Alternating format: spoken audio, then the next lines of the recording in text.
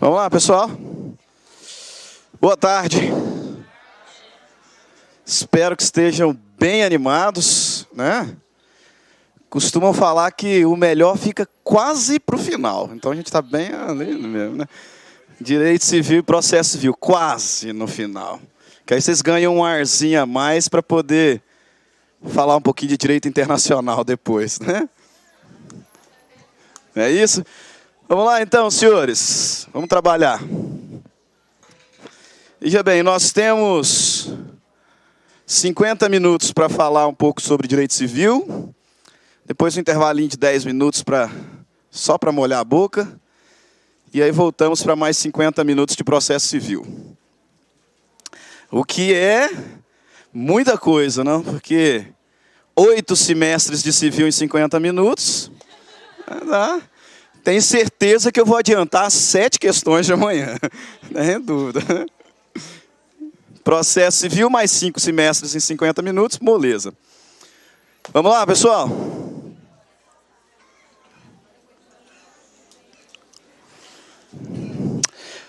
Então vamos ao trabalho, senhores. Vejam bem, obviamente que muita coisa importante a gente não vai conseguir falar agora nesse momento, são 50 minutos, mas eu estou convicto de que a sala inteira já está estudando para a OAB há algum tempo.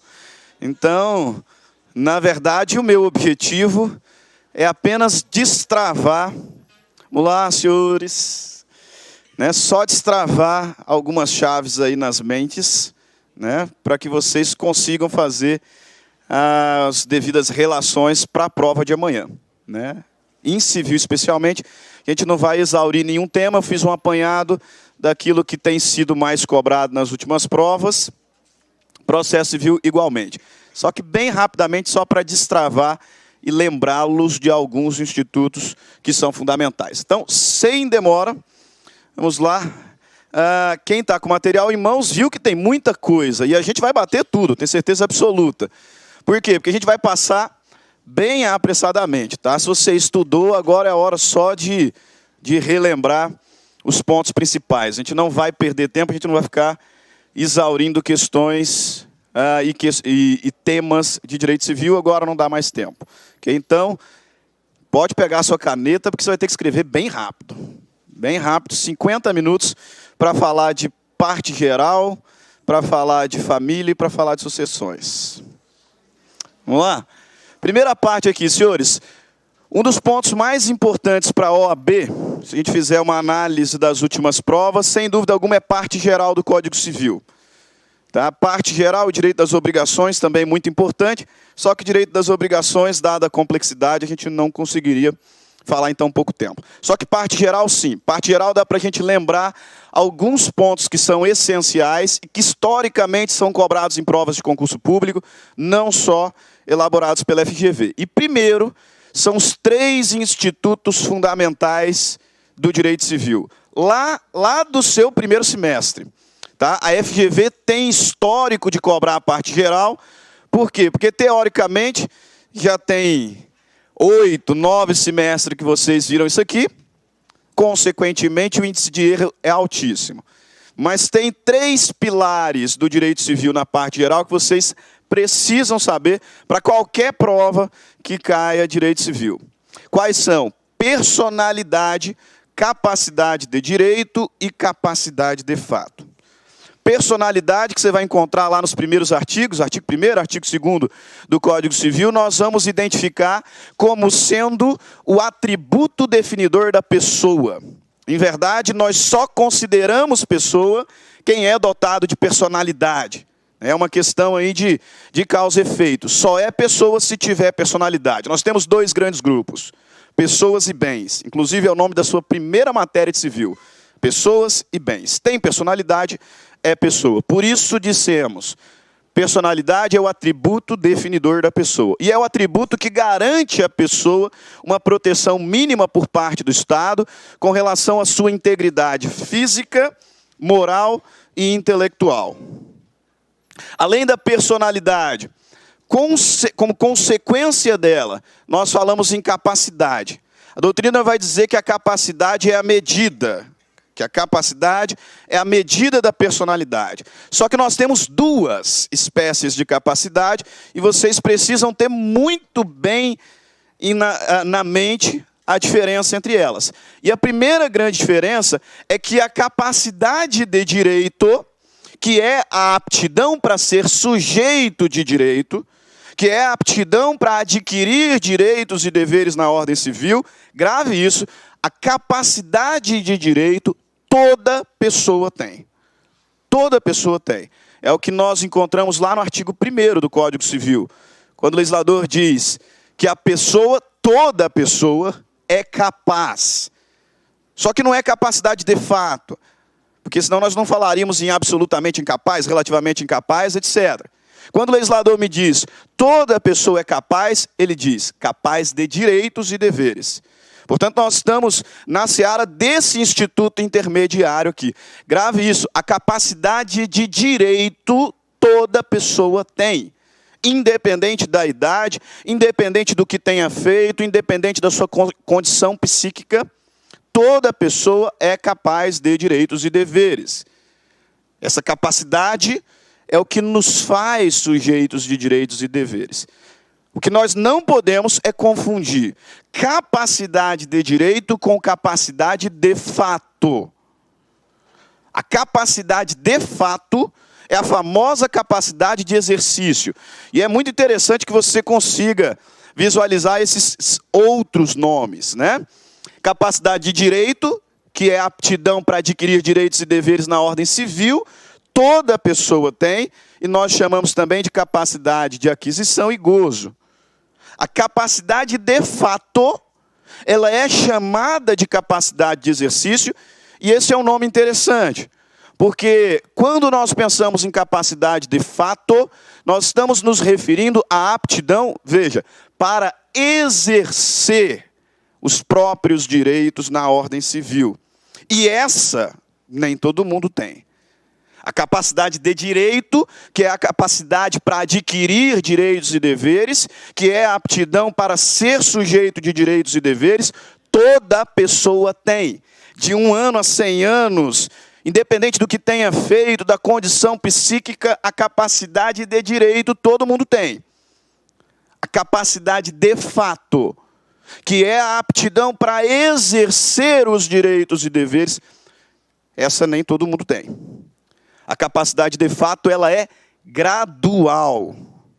Porque nós temos aqui classes absolutamente incapazes, relativamente incapazes, e se o sujeito tem tanto capacidade de direito quanto capacidade de fato, ele vai ser chamado de plenamente capaz. Só que boa parte dos senhores estudou a teoria da incapacidade antes do Estatuto da Pessoa com Deficiência, se não todos. Aqui estudaram a teoria da incapacidade antes do Estatuto da Pessoa com Deficiência. Então, aquilo que, se não todos, a grande maioria, estudou, absolutamente errado para a sua prova de amanhã. Porque, à luz do novo artigo 3º do Código Civil, alterado, completamente alterado, pelo Estatuto da Pessoa com Deficiência, só é, e grave isso, só é absolutamente incapaz o menor de 16 anos. Só. Lá no inicinho vocês aprenderam, o deficiente mental, o excepcional, né, a pessoa sem condição por causa permanente para manifestar a vontade, além do menor de 16 anos, também é absolutamente incapaz. Esquece. Esquece.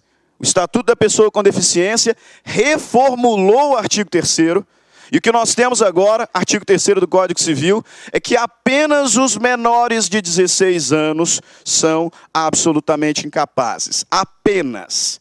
A FGV pode tranquilamente amanhã fazer as mais variadas pegadinhas, tentando fazê-lo encontrar algum absolutamente incapaz que não menor de 16 anos. Por exemplo, dizendo que, num caso concreto, tem um deficiente sem a menor condição para manifestar a vontade, e aí uma afirmação dizendo que ele é absolutamente incapaz. Não é.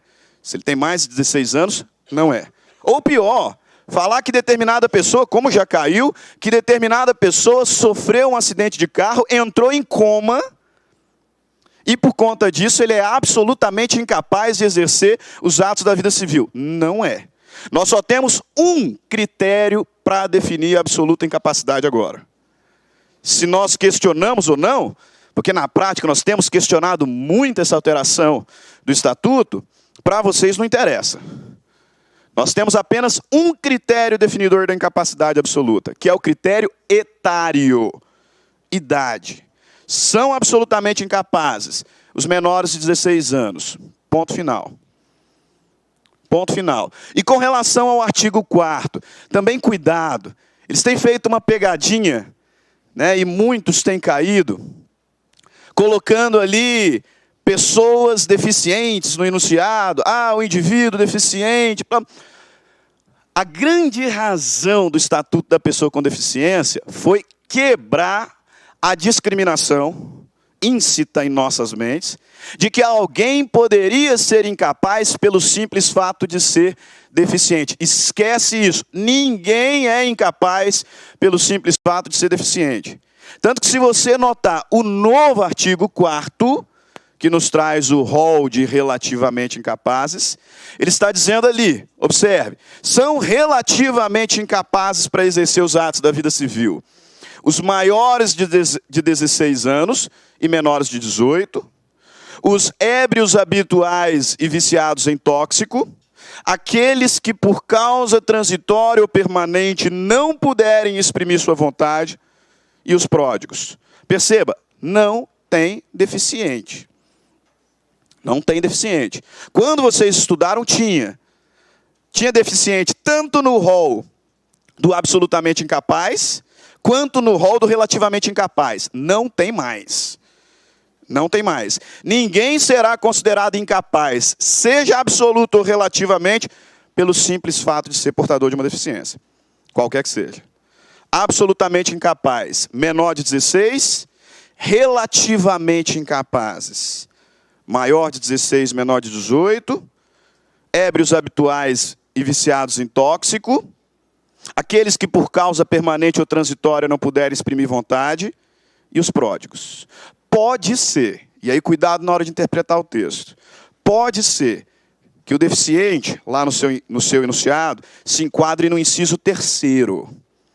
E aí não pelo fato de ser deficiente, mas por não ter aptidão para manifestar a vontade no caso concreto, por causa permanente ou transitória, ele será considerado relativamente incapaz.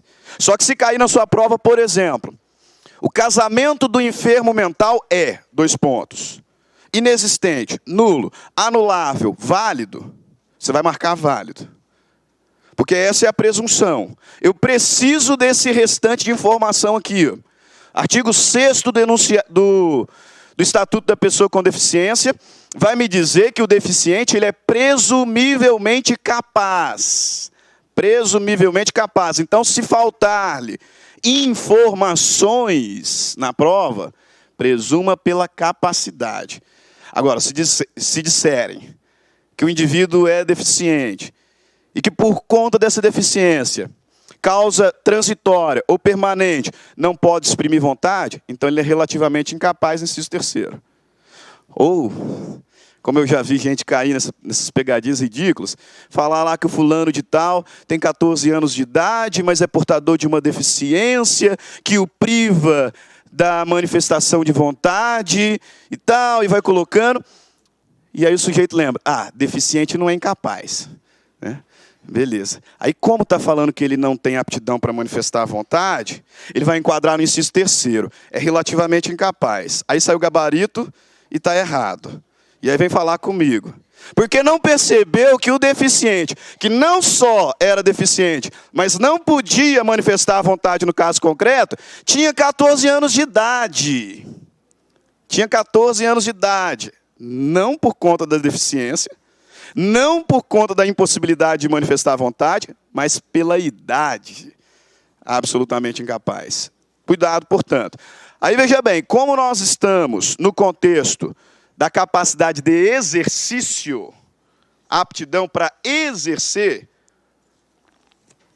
o direito, o que nós temos é o seguinte: esses indivíduos, eles não têm aptidão para exercer pessoalmente os atos da vida civil. Eles precisam de suprimento. Não que eles não possam figurar num contrato, por exemplo. Podem. Só que eu preciso de suprimento para a incapacidade. E aí linka aí no seu material, linka no seu caderno, na sua mente. Como é que o absolutamente incapaz pode validamente celebrar um contrato? Se ele for representado. O suprimento da absoluta incapacidade é representação. E se ele for relativamente incapaz, que pode até realizar alguns atos sem qualquer suprimento. Votar, por exemplo, fazer testamento. O relativamente incapaz pode fazer testamento, independentemente de suprimento. Mas para aquelas situações é que ele não pode fazer sozinho. Qual é a forma de suprimento? Assistência. Assistência. Aí note.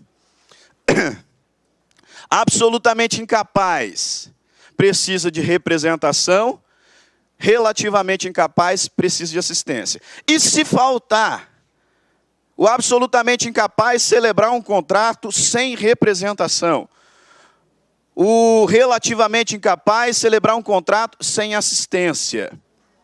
Perfeito, que bom que vocês estão sabendo, né? Absolutamente incapaz, sem representação, cuidado, nulidade. Nulidade, artigo 166, inciso 1º do Código Civil. Se o absolutamente incapaz celebrar um contrato sem representação, ele é nulo. Nulo. Se o relativamente incapaz celebrar um contrato sem assistência, ele é anulável. E eu espero muito que no 9º, 10º semestre, ou até mesmo já bacharel, você saiba quais são as diferenças entre nulo e anulável, né? Porque senão complica um pouquinho. Mas mesmo que não, agora está em cima da hora para aprender, pelo menos aqui você grava. Absolutamente incapaz, sem representação, nulo. Relativamente incapaz, sem assistência, anulável. Aí veja, como é que isso aqui já caiu na prova da OAB? Perceba ali, ó, uma questãozinha recente que derrubou muita gente. André possui um transtorno psiquiátrico grave, que demanda uso contínuo de medicamentos, graças aos quais ele leva uma vida normal. No entanto, em razão de consumo de remédios que se revelaram ineficazes, por causa de um defeito de fabricação naquele lote, André foi acometido de um surto que, ao privá-lo de discernimento, o levou a comprar diversos produtos caros de que não precisava. Para desfazer os efeitos desse negócio, André deve pleitear. André é absoluto ou relativamente incapaz? Nesse momento, relativamente. Porque enquanto os remédios estão fazendo efeito, plenamente capazes. Só que por conta do defeito na fabricação daquele lote, ele ficou transitoriamente impossibilitado de manifestar vontade. Relativamente incapaz. Quando alguém celebra negócio jurídico, sendo relativamente incapaz, sem assistência, qual que é a consequência? Anulável. Perfeito. Então veja lá. Qual é a forma de desfazer os efeitos desse negócio? Anulação. Anulação por causa transitória, já que foi aquele lote que estava com problema apenas. Causa transitória impeditiva da expressão de vontade. Muitos, nessa prova, que é recente, marcaram a letra D, que diz lá, anulação do negócio por incapacidade relativa decorrente de enfermidade ou deficiência mental. Mais uma vez, porque a prova está aí. Ninguém é incapaz tão somente por conta de uma deficiência, qualquer que seja. Ninguém vai ser considerado incapaz pelo fato de ser portador de uma deficiência, pelo fato de ter uma enfermidade mental, qualquer grau que seja. Ninguém será. Nesse caso, ele é anulável não em razão da deficiência, da enfermidade, mas por uma causa transitória impeditiva da manifestação de vontade. Então, se cair deficiência, você redobre a atenção. Fica muito mais esperto do que em outros cenários. Ok? Beleza. Quando que a incapacidade cessa? Quando que a incapacidade acaba? Exatamente. A incapacidade, ela cessa quando cessar aquilo que lhe deu causa. Então, se é uma incapacidade por prodigalidade, por embriaguez habitual, porque o indivíduo é viciado em tóxico, por causa permanente ou transitória, impeditiva da manifestação da vontade, essas causas, do inciso 2º a 4º, elas são declaradas por sentença. Então, esse indivíduo deixará de ser incapaz quando nova sentença levantar a primeira. Agora, na questão da idade, tudo acontece automaticamente. Por isso que o legislador vai me dizer que a menoridade cessa aos 18 anos, a partir do qual a pessoa fica habilitada para os atos da vida civil. Moleza, você não vai errar isso em prova, sem chance. Só quero chamar a atenção dos senhores que é possível que alguém atinja a plena capacidade antes de completar 18. Pô, professor, pela emancipação, moleza também. Só que tem 3 tipos de emancipação. E é isso que eu quero que você tenha cuidado na prova. Porque até agora é muito óbvio. 3 tipos de emancipação e muita atenção com relação aos requisitos. Primeira emancipação é a emancipação voluntária. Primeira espécie de emancipação voluntária, que é aquela prestada, olha o detalhe, pelos pais. O que significa dizer que se na sua prova for um avô, ele não pode conceder emancipação voluntária. Isso aqui é um ato exclusivo dos pais. E pais. O que significa dizer que, como regra, a emancipação voluntária depende da vontade de ambos. De ambos. Um sozinho, como regra, não poderia conceder a emancipação do filho. Depende da manifestação de ambos, a priori. Por quê? Porque o legislador ele me diz, cessará para os menores a incapacidade pela concessão dos pais ou um deles na falta do outro. Falta técnica. Falta aqui entendido como o quê? Morte, ausência, aquela ausência do sujeito que está desaparecido, e pode ser até declarado morto, presumivelmente.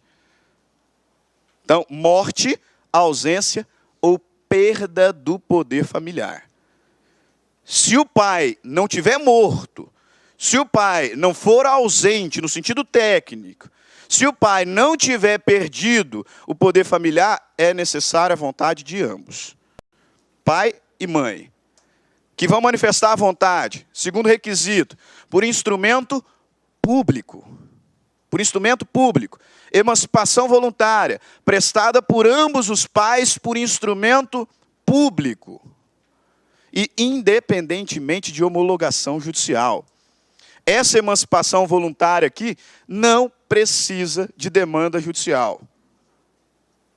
Emancipação concedida por ambos os pais, ou um na falta do outro, por instrumento público e independente de homologação. Emancipação judicial. Quando que nós teremos emancipação judicial? Que é aquela que acontece por sentença. Quando? Quando o menor estiver sob tutela. Primeiro detalhe. Só os pais podem conceder emancipação voluntária. Portanto, se na sua prova o menor estiver sob tutela, ele pode ser emancipado? Pode. Só que será necessário uma ação judicial. Pode ser emancipado? Pode, por sentença. E nesse procedimento o tutor, inclusive, vai ser ouvido. Ou, primeira hipótese, se for menor sob tutela, ou se os pais estiverem em conflito. Um quer emancipar e o outro não quer. Como eu preciso da vontade de ambos, então se eu tenho conflito, tem que ser judicial. Se o menor não tem pais, está sob tutela, tem que ser judicial, mediante sentença. Essas duas espécies aqui precisam ser registradas nos assentos do menor. A terceira espécie de emancipação, que é a emancipação legal, não. Tá? Então, emancipação voluntária, prestada por ambos os pais, ou um na falta do outro, por instrumento público independente de homologação. Emancipação legal ou emancipação judicial. Emancipação por sentença, quando o menor estiver sob tutela ou quando houver conflito entre os pais. As duas precisam ser registradas nos assentos do menor.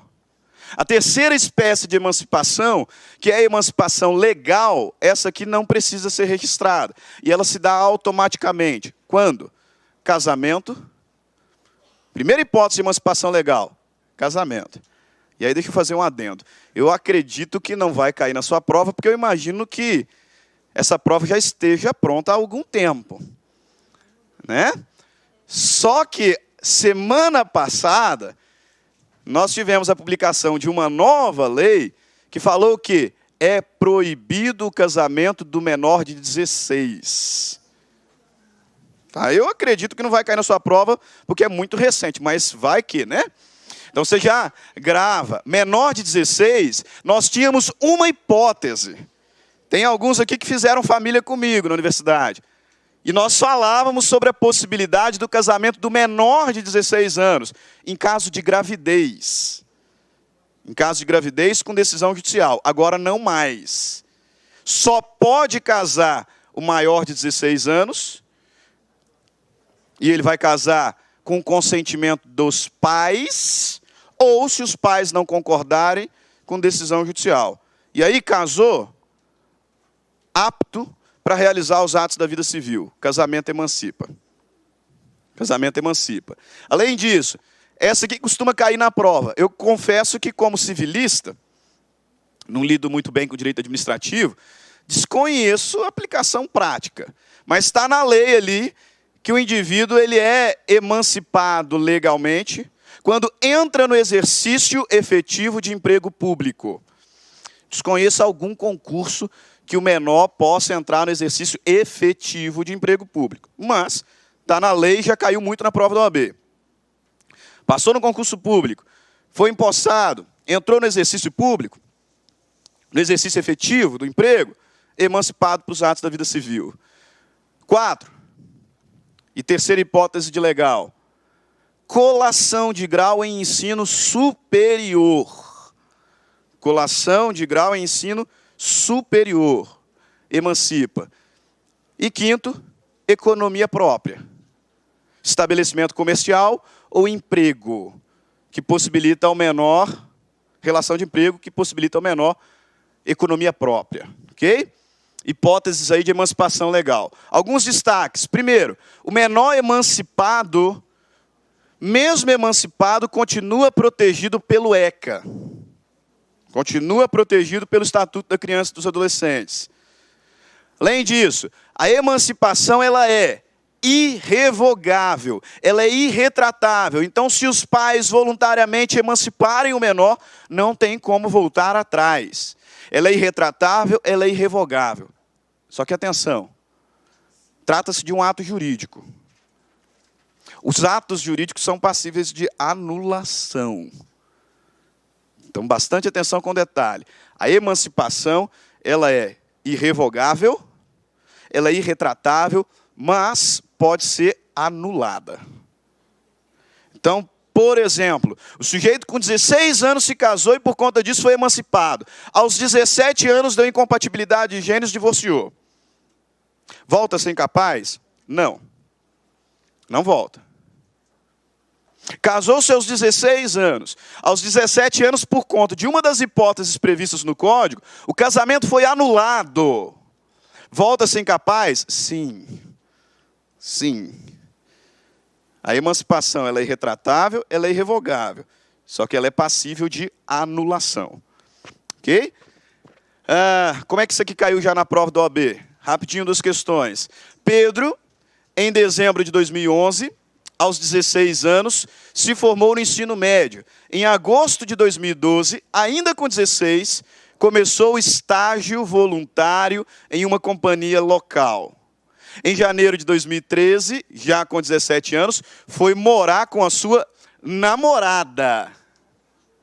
2 detalhes. Primeiro que morar com a namorada não emancipa. Segundo, que mesmo que não fosse namorada, mesmo que tratasse de uma união estável não emancipa. Casamento é que emancipa. Foi morar com a namorada. Em julho de 2013, ainda com 17 anos, após ter sido aprovado, nomeado em um concurso público, Pedro entrou em exercício no respectivo emprego. Quando que ele foi emancipado? Julho de 2013, quando ele entrou no exercício do emprego público. Veja lá, ó. Olha como você tem que tomar cuidado. Os tutores de José consideram que o rapaz, aos 16 anos, tem maturidade e discernimento necessários para a prática dos atos da vida civil. Por isso, decidem conferir ao rapaz a sua emancipação. Consultam, para tanto, um advogado, que lhes aconselha corretamente no seguinte sentido: tutor não pode emancipar voluntariamente. Então, José poderá ser emancipado em procedimento judicial com a oitiva do tutor sobre as condições do tutelado. Tutor não pode emancipar voluntariamente. Precisa de decisão judicial. Ok? Falei que a gente vai bater. Veja lá, ó. Já passamos um semestre inteiro. Pessoas e bens já foi. Segundo semestre. Atos e fatos. Fato jurídico. O que é fato jurídico? Fato jurídico é todo acontecimento relevante para o direito, porque é capaz de criar, modificar, conservar ou extinguir direitos. Beleza. Fato jurídico, lato sensu, todo acontecimento relevante para o direito, porque é capaz de criar, modificar, conservar, extinguir direitos. O fato jurídico pode ser natural. Quando? Quando não tiver vontade humana. Só que esse fato natural tem um nomezinho técnico, que se cair na prova amanhã vai derrubar 90% dos alunos. Certeza. Vocês não. Aqui estão os 10% remanescentes. Né? Fato natural também é chamado de fato jurídico em sentido estrito. Se na sua prova aparecer fato jurídico em sentido estrito, o enunciado está se referindo a fato natural. Aquele que não decorre diretamente da vontade humana. E esse fato natural, fato jurídico em sentido estrito, pode ser extraordinário ou ordinário, a depender se esse evento é corriqueiro ou não, se é algo que acontece comumente ou não. Tá? Fato jurídico natural, extraordinário ou ordinário. O fato humano, que está aqui embaixo, ele decorre diretamente da vontade. Fato humano, também chamado de ato jurídico, mas aí é moleza. Né? Fato natural pode ser ordinário ou extraordinário. O fato humano pode ser um ato jurídico lícito, quando de conformidade com a lei, com os bons costumes, com a moral, ou um ato ilícito. Artigo 186 do Código Civil. Esse ilícito pode ser um ilícito administrativo, pode ser um ilícito civil, pode ser um ilícito daquela matériazinha secundária, né, do direito do criminoso. Né? Pode também. Né, que a gente vai chamar de ilícito criminal, e que eles curtem bastante matando cidadãos de bem, né, como eu, na aula da Laila, né, que fica me usando como exemplo. Né? Notícia corre. Notícia corre. Qual que é a chance de um civilista vender droga, meu? Qual que é a chance? Né? Ato jurídico lícito. Ato jurídico lícito. Pode ser um ato meramente lícito ou um negócio jurídico. Pessoal, dá uma olhada aqui para esse quadrinho. Está no seu material disponível. Não confunda. Fato jurídico em sentido amplo é a cabeça do gráfico. Todo acontecimento relevante para o direito, porque é capaz de criar, modificar, transmitir, conservar e extinguir direitos. Fato jurídico em sentido amplo. Fato jurídico em sentido estrito é o fato natural, não decorre da vontade humana. Ato jurídico em sentido amplo. Todo fato que decorre da vontade humana. Ato jurídico em sentido estrito. Ok? Não foi mesmo. Não foi mesmo, sério mesmo. Eles erraram lá embaixo. Falta, lógico. Ok? Então vamos fechar aqui, ó. Diferença entre ato meramente lícito e negócio jurídico. Diferença entre ato meramente lícito e negócio jurídico. O ato meramente lícito, os efeitos decorrem da lei. Da lei. É o caso, por exemplo, da renúncia da herança, da aceitação da herança. É o caso do reconhecimento voluntário de paternidade. Não tem como eu reconhecer a paternidade de uma criança, pagar a pensão depois de 5 anos. Manifesta a vontade, os efeitos vêm da lei. Negócio jurídico. Negócio jurídico, a parte manifesta e escolhe efeitos. Ok? Negócio jurídico. Plano de existência, plano da validade, plano da eficácia.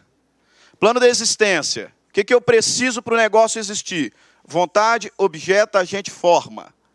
Para ele ser válido, vontade livre, agente capaz, objeto lícito, possível, determinado, determinável, forma prescrita ou não defesa em lei. E eu não posso deixar vocês irem para a prova de amanhã sem isso aqui. Ó. No plano da validade,